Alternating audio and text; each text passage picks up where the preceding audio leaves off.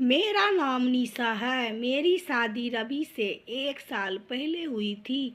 रवि एक बड़े शहर में अच्छी नौकरी करते हैं। ऑफिस की तरह से ही हमें एक अच्छा फ्लैट मिला है। मेरे पति ऐसे बहुत अच्छे हैं, लेकिन अगर मुझसे कोई पूछे तो मैं अपने पति की एक आदत बदलना चाहूँगी। उनमें थोड़ा सा ईगो आ गया है। अपने से छोटे से कभी कभी वे अच्छे से बात नहीं करते। मुझे यह बात अच्छी नहीं लगती थी, लेकिन मैंने उन्हें कभी इस बारे में टोका नहीं। हमारे घर में पहले एक नौकरानी आती थी, लेकिन उनके इसी स्वभाव के कारण कोई टिकता नहीं था।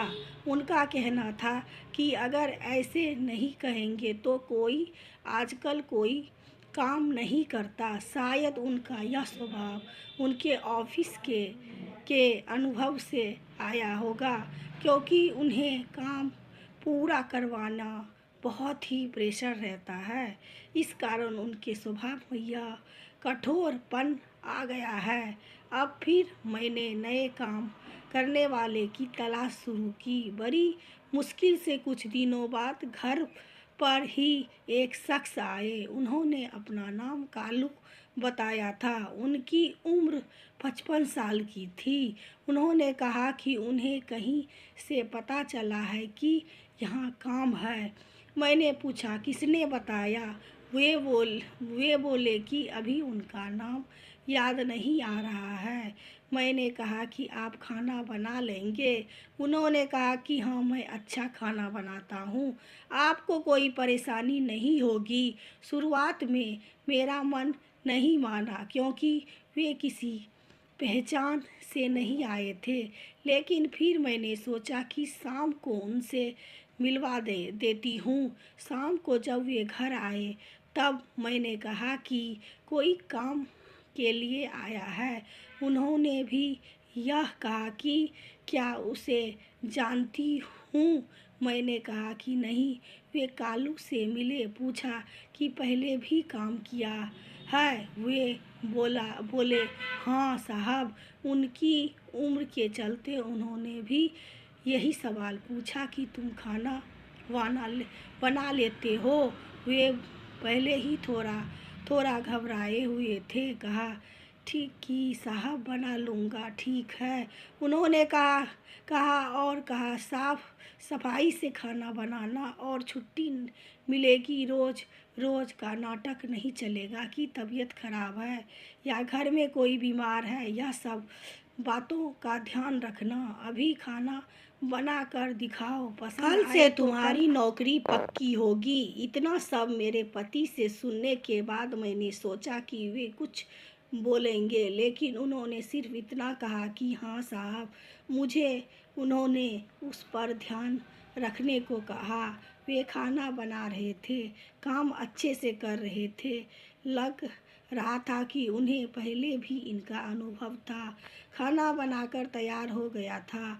उन्होंने खाना टेबल पर लगाया। मेरे पति ने और मैंने दोनों ने खाना खाया। मुझे खाना अच्छा लगा और मेरे पति के चेहरे से भी मुझे लग रहा था कि उन्हें भी खाना बहुत पसंद आया। लेकिन उनकी आदत के अनुसार उन्होंने कुछ कहा नहीं। उन्होंने कहा कि खाना ठीक है, कल से आना, लेकिन ध्यान रहे कि खाना इससे खराब ना बने। इससे अच्छा बना सको तो अच्छा। इतना सुनकर उनके चेहरे पर एक खुशी दिखाई दी। अगली सुबह से वे घर आने लगे। ज़्यादा बातें वे करते नहीं थे, कम बोलते थे, सिर्फ अपना काम करते थे। मेरे पति ने मुझे समझाया था कि नज़र रखना और अपना ध्यान रखना। उन्हें देखने से तो ऐसा नहीं लग रहा था, लेकिन उन्होंने कहा कि देखने से पता नहीं चलता। तुम कुछ दिन तक इसकी जानकारी भी निकलवा लेना। कहाँ है।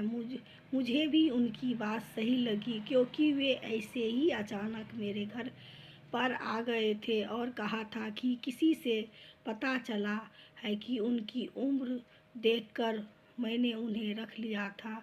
मैंने उनसे उनकी पहचान पत्र मंगवाया था, उन्होंने ला कर दिया था। 1 से 2 दिन में मुझे लगा कि ठीक ही है। करीब 5 दिन काम करने के बाद उन्होंने मुझसे एक दिन कहा कि मैडम, थोड़े पैसे एडवांस मिल जाते तो अच्छा होता, मुझे ज़रूरत है। मैंने उनकी बातें सुनी और उस समय के मैंने भी अपने पति की तरह सोचा और उन्हें कहा कि नहीं, अभी नहीं मिलेगा, आपको पहले ही उन्होंने सारी बात बताई थी और मैं साहब से पूछूंगी। ऐसा कहकर मैंने उनकी बात टाल दी। रवि अगले दिन कहते हैं कि उनके ऑफिस से के कुछ दोस्त घर पर शाम को खाना खाने आने वाले हैं। उन्होंने कालू से कहा कि उनके दोस्तों के लिए कल स्पेशल खाना बनाना होगा। उन्होंने कहा ठीक है साहब। शाम को उनके दोस्त और उनकी फैमिली भी घर आए। 3 दोस्त के साथ उनकी पत्नी और बच्चे भी थे। खाना में 4 से 5 तरह के पकवान बनाए थे। सबने खाना बड़े चाव से खाया और तारीफ भी की। खाने के बाद हम सब बैठे बात कर रहे थे। कालू अपना काम खत्म करके जाने की तैयारी कर रहे थे। तभी उनके एक दोस्त का मोबाइल नहीं मिल रहा था। मोबाइल महंगा था, साथ ही उसमें ऑफिस के ज़रूरी नंबर और मैसेज भी थी। इसलिए वे थोड़ा परेशान हुए। सभी जगह ढूंढ लिया, बच्चों से भी पूछा, लेकिन नहीं मिला। फ़ोन लगाने पर फ़ोन भी नहीं लग रहा था। हम सब मिलकर मोबाइल ही ढूंढ रहे थे कि कालू किचन में से आए और कहा कि मैडम, मैं चलता हूँ। आज उनके हाथ में एक छोटा सा बैग था।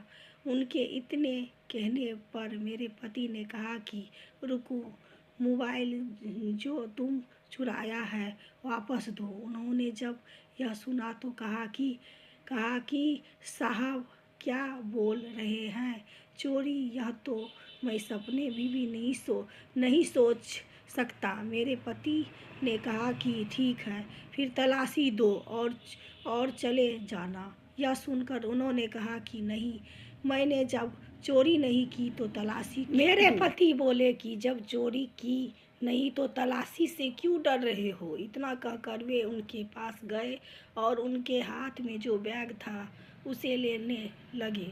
कालू ने बैग पकड़ा और कहा कि साहब छोड़ दीजिए, इसमें मोबाइल नहीं है। मेरे पति को गुस्सा आ गया, कहा कि एक तो चोरी करता, उस पर आंखें भी छोड़ बैग। उन्होंने उसका बैग छीना और उसकी तलाशी ली। उसमें मोबाइल नहीं था बल्कि खाना था। मेरे पति बोले कि तुम खाना चोरी करके ले जा रहे थे। कालू की आंखों से अब आंसू आने लगे। वे बोले कि मैंने चोरी नहीं की, मैडम ने कहा था मैं खाना खाकर जाऊं तो यह मेरे हिस्से का खाना है, मेरे पोते के लिए। उसने बहुत दिन हो गए हैं अच्छा खाना खाया नहीं खाया साहब। मेरा बेटा होता तो शायद मुझे आज यह दिन देखना नहीं पड़ता। मेरा बेटा 4 साल पहले चला गया, एकलौता बेटा था घर में। अब मैं ही हूँ उसकी बीमारी माँ, मेरी बहू और पोते के लिए बड़ी मुश्किल से घर संभल रहा हूँ। अच्छा बना तो मैंने सोचा मेरे पोते को खिला दूंगा और उसके चेहरे पर जो खुशी आएगी वे मैं देखना चाहता था। मैंने मैडम से एडवांस भी मांगा था घर के लिए। इतना बोलकर वे बिना खाना लिए ही रोते चले गए। वे इतना कुछ झेल रहे थे, हमें इसका पता नहीं था। और आजकल की दुनिया ऐसी ही हो गई है। कुछ बुरा होने का हमें इतना डर है कि हमें अच्छाई भी दिखाई नहीं देती। इसमें हमारा भी क्या कसूर नहीं है। उनके जाने के बाद मोबाइल का भी पता चल गया। उन्हीं का बच्चा बोला कि उससे मोबाइल नीचे गिर गया था और बंद हो गया, पापा डांटेंगे, इसलिए उसने मोबाइल सोफे के नीचे रख दिया। उसके पिता को इन सब के लिए शर्मिंदा होना पड़ा। पहली बार रवि की आंखों में पछतावा दिखा था। रात रवि ठीक से सोए नहीं। हालांकि उन्होंने मुझसे कुछ कहा नहीं, लेकिन मुझे पता था कि उन्हें बुरा लग रहा है।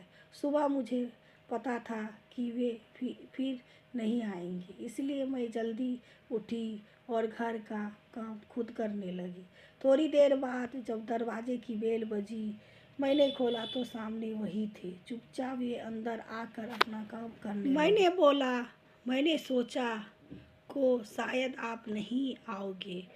वे बोले, मैंने भी सोचा था, लेकिन मैडम घर पर खाना नहीं होगा तो आना ही पड़ता है। रवि ने उन्हें देखा तो जैसे उनको कुछ शांति मिली। उन्होंने 10,000 रुपये उन्हें दिए और कहा कि कल रात के लिए उन्हें माफ़ कर दे। पैसे लेने से उन्होंने मना किया तो ये बोले कि यह एडवांस है, रख लीजिए, बस इतना ही चाहिए था। कालू को थोड़ा सा कोई प्यार से बोल दे और थोड़े से पैसे अच्छा लगा। मुझे भी मेरे पति का यह बदला रूप देखकर कठोर वे ऊपर से वे भी उन्हें बनना पड़ता है। अंदर उनके भी एक नरम दिल इंसान ही है। आशा करती हूँ ये कहानी आपको अच्छी लगी होगी। अच्छी लगे तो लाइक करिए, सब्सक्राइब करिए, शेयर करिए। दोस्तों, मेरा गला खराब है दोस्तों, इसीलिए